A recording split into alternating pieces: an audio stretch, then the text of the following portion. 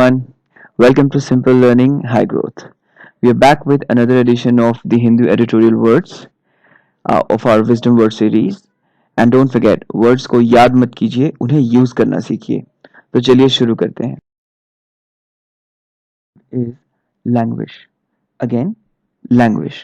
दोस्तों, languish word का मतलब होता है कि बहुत ही ज्यादा बुरी स्थिति में रहना.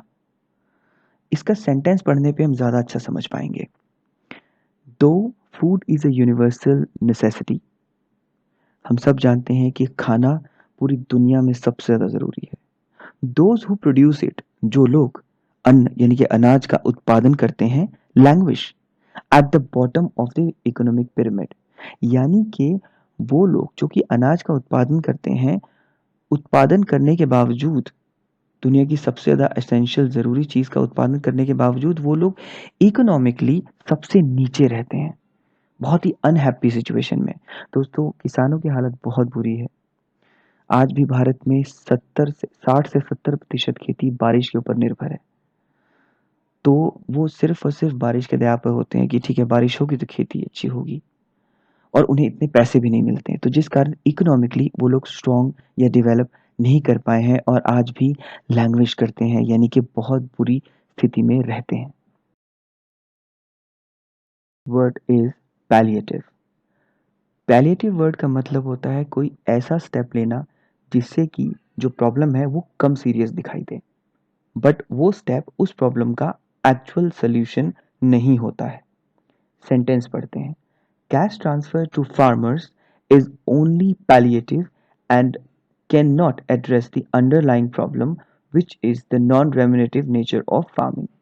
दोस्तों, किसानों की हालत हम सब जानते हैं बहुत बुरी है भारत में, और सिर्फ पैसे ट्रांसफर कर देना एक पैलिएटिव होगा, यानी कि वो प्रॉब्लम का सोल्यूशन नहीं होगा. प्रॉब्लम का सोल्यूशन है क्योंकि आज भी भारत में जो जो खेती है वो नॉन रेम्यूनरेटिव है, मतलब उसमें इतना ज़्यादा पैसा नहीं मिलता किसानों को.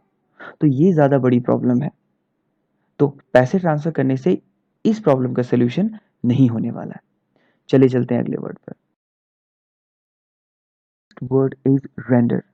रेंडर वर्ड का मतलब होता है to cause someone or something to be in a particular situation. आपने कुछ ऐसा किया जिसकी वजह से वो व्यक्ति या वो सिचुएशन या वो सामान एक पर्टिकुलर स्टेट में रह गया हो. सेंटेंस पढ़ते हैं. हिज रूडनेस रेंडर्ड मी स्पीचलेस. उसकी जो बदतमीजी है, जो जो बुरा व्यवहार है, उसने मुझे स्पीचलेस कर दिया, मैं कुछ बोल ही नहीं सका. दूसरा sentence. New technology has rendered my old computer obsolete. जो नई टेक्नोलॉजी आई है उसने मेरे पुराने कंप्यूटर को ऑब्सोलीट यानी कि बेकार कर दिया है. ऑब्सोलीट होना वो उसे कहते हैं जब कोई भी टेक्नोलॉजी नहीं आती है, वो पुरानी टेक्नोलॉजी को बेकार यूजलेस कर देती है. ठीक है. आई होप आपको रेंडर का यूज समझ में आ गया होगा. Sentence is buoyant. Again, buoyant. Buoyant का मतलब होता है सक्सेसफुल होना, प्रॉफिट बनाना. सेंटेंस पढ़ते हैं. The creation of a buoyant agriculture sector will take much more efforts. हम सब जानते हैं कि भारत के एग्रीकल्चर में कितनी प्रॉब्लम्स हैं. पिछले 2 वर्ड्स में भी मैं आपको एग्रीकल्चर का एग्जाम्पल दे रहा हूं. तो उन सारी समस्याओं को दूर करना, यानी कि बोयांट यानी कि प्रॉफिट में लाना, उसके लिए बहुत सारे एफर्ट्स लगेंगे. अगला सेंटेंस पढ़ते हैं. In a buoyant economy, lot of trade and economic activity, unemployment is considerably lower than the regional average.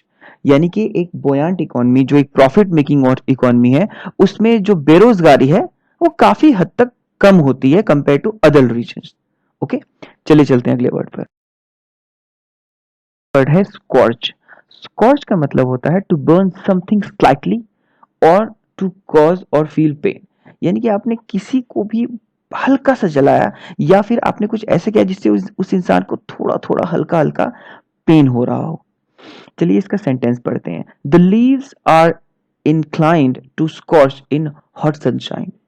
जो पत्ते होते हैं वो बहुत ही ज्यादा हॉट यानी कि गर्म सूर्य की रोशनी में धीरे धीरे करके जलते हैं, इनके स्कॉच होते हैं. अगला sentence. There were scorch marks on the kitchen worktop where a hot pan had been placed. So kitchen का जो जो वर्क प्लेस है ऊपर, वहां पर एक गर्म तवा रख दिया गया था या गर्म पैन रख दिया गया था, और उस गर्म पैन के रखने की वजह से किचन के वर्क टॉप के ऊपर हल्के फुल्के स्कॉच यानी कि जलने के मार्क्स थे। 5 वर्ड्स। आई होप आपको ये वीडियो पसंद आई होगी। आपको अगर कभी भी ऐसा लगता है कि हमने किसी भी वर्ड का सही मीनिंग या सही प्रोनाउंसिएशन या सही तरीके से आपको कन्वे नहीं किया, नहीं बताया, तो प्लीज आप हमें कमेंट बॉक्स में लिखकर जरूर बताएं। And please do like, share and subscribe. This will motivate us. Thanks for learning with us. Have a good day and yes, happy Eid.